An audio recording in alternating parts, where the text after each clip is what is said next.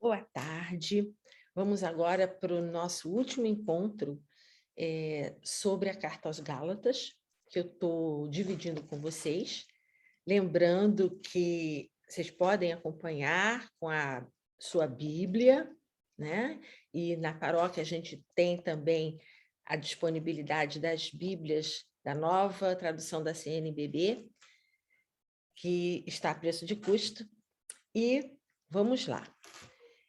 Nesta terceira aula, eu quero compartilhar com vocês a análise do quarto capítulo. Na aula passada, a gente fez análise do terceiro capítulo, né? Vamos lá. Bíblia comentada, né? Nós vamos fazer uma leitura comentada. O capítulo 4, ele lida principalmente com o tema da adoção filial. Nós temos, segundo Antônio Pita, a estrutura do capítulo. Dos versículos 1 a 7, nós vemos a filiação divina. De 8 a 11 é a apóstrofe. No versículo 9 está assim: quereis vos escravizar outra vez? Versículos 12 a 20 é o elogio dos Gálatas. 21 a 31, a alegoria de Sara e Agar. É uma outra releitura do Antigo Testamento, o nascimento de Ismael e o nascimento de Isaque. Os filhos da escrava, eles estão submetidos às obras da lei. Os filhos da livre são herdeiros da promessa. Vamos lá, olhar de perto o capítulo 4. A filiação divina. Em Cristo, nos tornamos filhos adotivos de Deus. Então, nós temos aqui esse verbo em grego, que é iotesia, que significa adoção filial, com todos os direitos dos filhos naturais. Isso era um termo jurídico da época. Antes de Cristo, nós éramos escravos. Isso a gente vê nos versículos 1 a 3. Mesmo o herdeiro, quando de menor idade, ele não se diferencia do escravo, pois ele depende dos tutores. Ele não pode dispor dos bens, né? Os judeus e os gentios, da mesma forma, estavam escravizados aos elementos do mundo. Então, aqui ele faz essa analogia entre o filho herdeiro, né, legítimo, mesmo de menor idade, ele não vai se diferenciar do escravo. Então, ele diz que tanto os judeus, que seriam os filhos, né, como os gentios, que eram os escravos, estavam da mesma forma, sujeitos e escravizados aos elementos do mundo. Na plenitude do tempo, Deus enviou seu filho, nascido de mulher, nascido sujeito à lei, para resgatar os que eram sujeitos à lei. O pano de fundo aqui, para Paulo, é o mistério da encarnação. E esta é a única referência mariana em todos os escritos de Paulo. Isso eu já tinha comentado antes, né? Embora ele não explicite o nome de Maria. Então, Cristo nasceu sob a lei. Ele nasce no seio do povo da primeira aliança. Submeteu-se à lei. Cristo foi circuncidado, ofereceu sacrifício. Ele realiza o que toda a tradição veterotestamentária esperava, o Messias vindo da casa de Davi. Só que Jesus ultrapassa essa expectativa, pois ele afirma que o seu reino não é deste mundo. Cristo veio remir os que estavam sob a lei e deu a filiação adotiva a todos. Aquela filiação com plenos direitos de filho verdadeiro. Portanto, já não és mais escravo, mas filho. e se és filho, és também herdeiro. Tudo isso por graça de Deus, como vemos no versículo 7. Cristo transforma a vida humana a partir de dentro, participando-nos o ser de filhos de Deus. Ele fez-se como nós, para nos fazer filhos no Filho, ou seja, homens livres. Isso aqui a gente vê no livro de Barbalho, da editora Paulus. E a prova de que sois filhos é que Deus nos enviou aos nossos corações o Espírito de seu Filho, que clama, Abá, Pai. Temos no versículo 6. Então, a filiação divina é através do Espírito Santo. Outrora, quando não conhecieis a Deus, servistes a seres que, na realidade, não são deuses. Versículo 8. Com esta frase, Paulo está se referindo à origem pagã dos Gálatas. Eles adoravam os elementos da natureza, o sol, as estrelas, a lua. E agora, porém, que já conheceis a Deus, como podeis voltar aos elementos fracos e pobres de novo, servir a eles? Por quê? Por que se escravizar novamente? Né? Quando eles eram pagãos, eles eram escravos dos elementos, escravos da matéria. Observais dias, meses, estações e anos. Essa é uma referência às datas judaicas, que eles estavam, por conta dos judaizantes, fazendo essa observância. Receio que me tenha afatigado inutilmente. Por quê? Porque São Paulo, quando da sua segunda viagem, ele ficou lá evangelizando, trazendo para aquele povo toda a noção do cristianismo, e não deve ter sido fácil, né? E agora ele está desolado, né? Porque teve tanto trabalho para evangelizar os Gálatas e agora eles querem abandonar a fé. Por que isso? Nos versículos de 12 a 20, Paulo apela às suas boas relações iniciais com os Gálatas.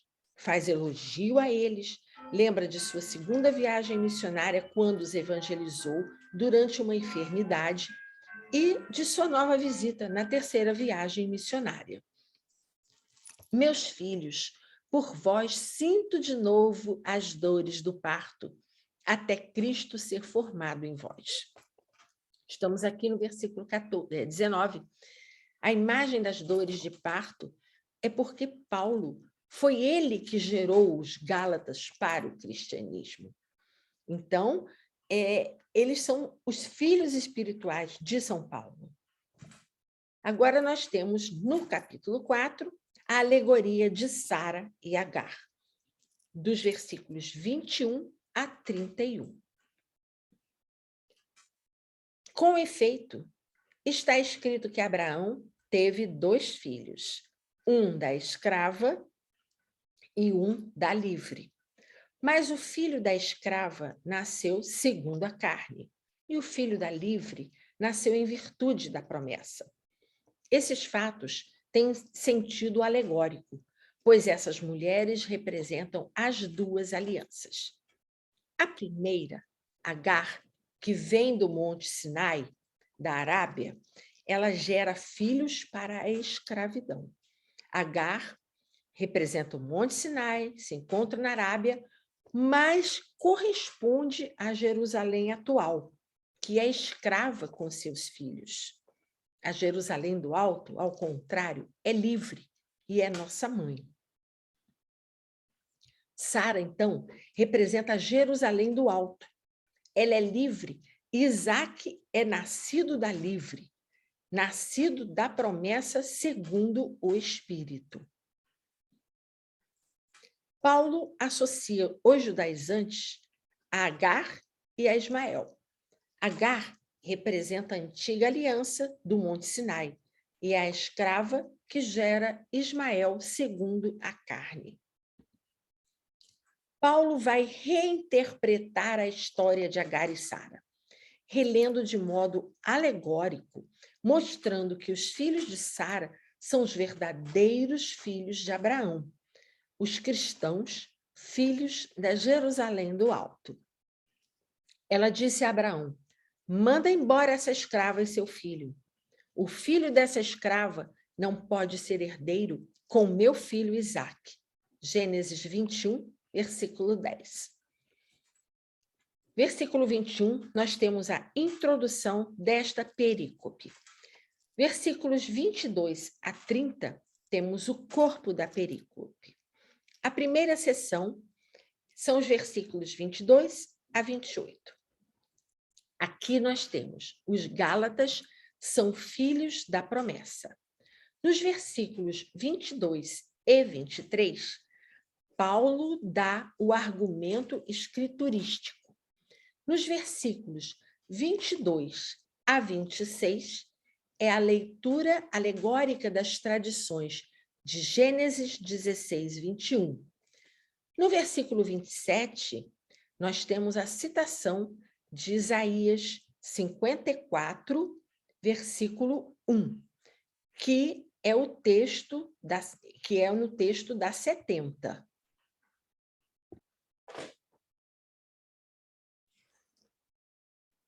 Bem, vamos ler essa perícope para a gente ter bem em mente do que se trata. Dizei-me vós que quereis sujeitar-vos à lei. Não ouvis o que diz a lei? Com efeito, está escrito que Abraão teve 2 filhos, um da escrava e outro da livre. Mas o filho da escrava nasceu segundo a carne, e o filho da livre nasceu em virtude da promessa. Esses fatos têm um sentido alegórico, pois essas mulheres representam as 2 alianças. A primeira, Agar, que vem do Monte Sinai, gera filhos para a escravidão. Agar representa o Monte Sinai, que se encontra na Arábia, mas corresponde a Jerusalém atual, que é escrava com seus filhos. A Jerusalém do Alto, ao contrário, é livre e é nossa mãe, pois está escrito: rejubila estéril, que não dás à luz, prorrompe em gritos de alegria, tu que não sentes as dores do parto. Porque os filhos da mulher abandonada são mais numerosos do que os filhos da que tem marido. Sara expulsa Agar e Ismael.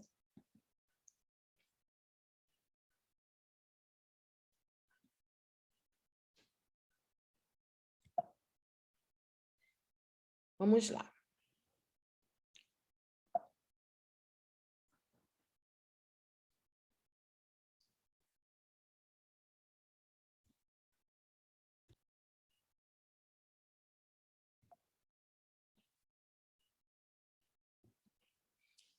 A segunda seção da perícope, nós temos a razão da perseguição sofrida pelos cristãos. Nos comentários rabínicos ao relato da perseguição que Isaque sofria por parte de Ismael. Por isso, Sara teria ordenado que Ismael fosse embora com Agar.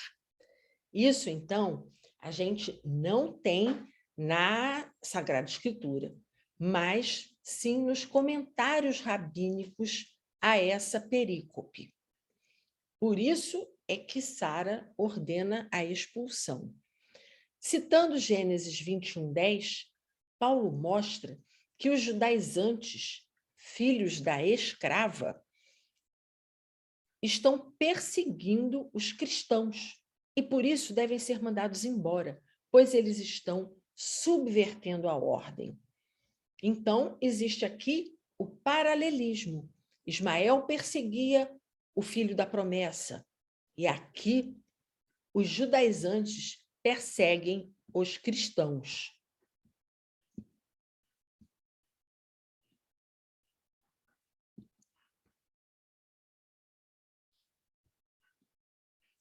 No versículo 31, nós temos a conclusão da perícope. Portanto, irmãos, não somos filhos da escrava, somos filhos da mulher livre. Nesta perícope que acabamos de analisar, Paulo age como o exegeta da palavra contida no Antigo Testamento, pois os Gálatas não sabem ler a lei. O apóstolo reinterpreta a história de Agar e Sara, relendo de modo alegórico, mostrando que os filhos de Sara são os verdadeiros filhos de Abraão, ou seja, os cristãos, filhos da Jerusalém do Alto. Qual o significado da palavra alegoria? Alegoria é perceber que atrás da letra do texto existe um outro sentido que só se torna claro à luz da fé. Como vimos em Gálatas 4, 27, quando é citado Isaías 54, 1, que é o Deutero Isaías, a imagem da Jerusalém estéril, que se torna plena de filhos, é uma releitura do que acontece com Sara e as outras matriarcas do Antigo Testamento, que eram mulheres estéreis, que por graça divina se tornam mães. Então, aqui temos Rebeca, em Gênesis 25, 21, Raquel, Gênesis 30, 22, e Ana, no primeiro livro de Samuel. Isaque suplicou ao Senhor por sua mulher, que era estéril. O Senhor atendeu sua súplica e Rebeca, sua mulher, engravidou. Então, Deus lembrou-se de Raquel. Ele a ouviu e a tornou fecunda. Ana, cheia de amargura, em profusão de lágrimas, orou então ao Senhor, fazendo o seguinte voto: Senhor dos exércitos, se olhares para a aflição de tua serva e de mim te lembrares, se não esqueceres da tua escrava e lhe deres um filho homem, eu o oferecerei a ti por toda a vida, e a navalha não passará sobre a sua cabeça. A mulher estéril era Sara. Gerará segundo a promessa. Seu filho é livre. Ela é a imagem da Jerusalém do Alto.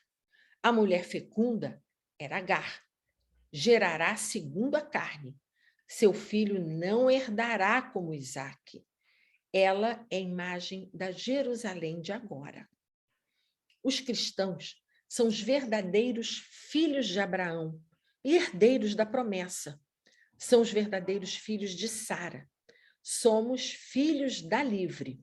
Versículo 31 deste capítulo 4. Os que querem permanecer sob as obras da lei são escravos, são os filhos de Agar. A figura do servo sofredor é a imagem de Cristo. O sacrifício do servo vai fazer de Jerusalém a mãe fecunda de muitos filhos. O sacrifício de Cristo, que morreu por nós, é que nos torna filhos da Jerusalém do Alto. E é aderindo a Cristo, pela fé, que recebemos a salvação. O que da lei permanece e o que da lei foi aprofundado, Jesus nos explica no seu evangelho. Esta é a razão da nossa fé. Agora, aqui, nós vamos ver aonde essa epístola vai entrar na liturgia da nossa Santa Igreja. Temos Gálatas nos domingos do tempo comum do ano C. Sabem que nós temos ano A, B e C. O ano A é de São Mateus. As leituras do domingo são do Evangelho de São Mateus. O ano B é de São Marcos, que é o que nós estamos tendo agora. E o ano C é de São Lucas. No nono domingo, nós temos Gálatas 1, versículo 1, até capítulo 2, versículos 6 a 10. No 10º domingo, Gálatas, versículo 1, de 11 a 19.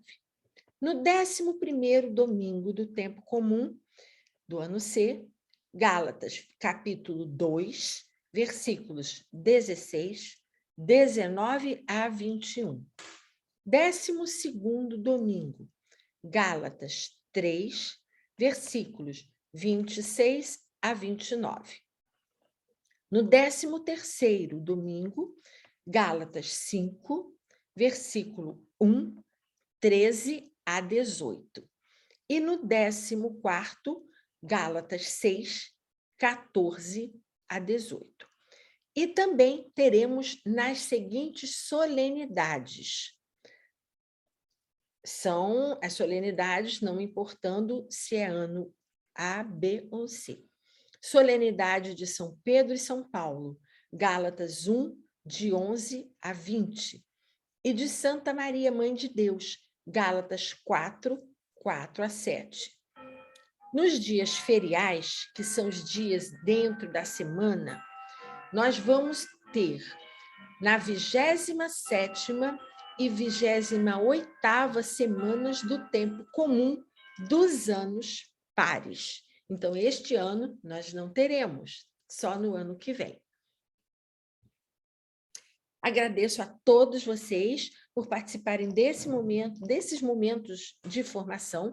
E isso é, na verdade, um convite para que vocês queiram sempre mais se aprofundar na nossa fé, na nossa religião, ler a Sagrada Escritura sempre à luz do magistério da Igreja, que é através do magistério da nossa Igreja que nós conseguimos entender a palavra. A palavra de Deus, ela precisa ser explicada, né? Da mesma forma que o eunuco estava lendo o livro de Isaías na sua viagem e Filipe, impulsionado pelo Espírito, foi até ele e perguntou se ele estava entendendo. O que ele disse? Não, eu não entendo porque ninguém me explicou. E é por isso que nós temos o magistério da nossa igreja.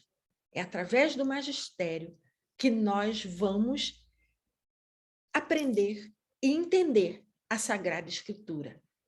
Então, está aberto aí o convite para que cada um procure, se aprofunde e que a gente viva realmente a nossa fé. Muito obrigada. Estivemos reunidos em nome do Pai, do Filho, do Espírito Santo.